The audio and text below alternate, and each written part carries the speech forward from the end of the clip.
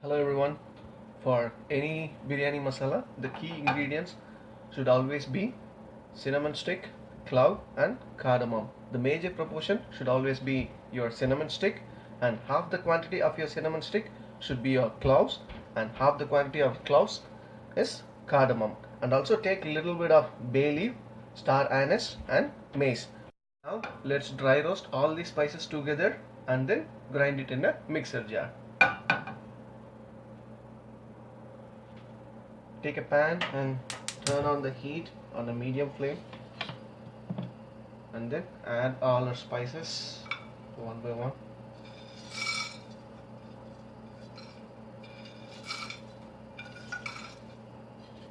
And just keep stirring it for like 4 to 5 minutes. Just dry roast.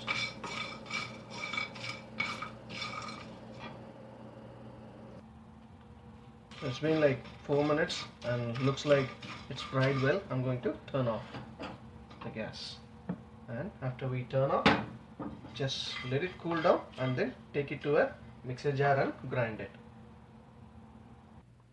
So grind it to fine powder and our biryani masala is ready. Thanks for watching.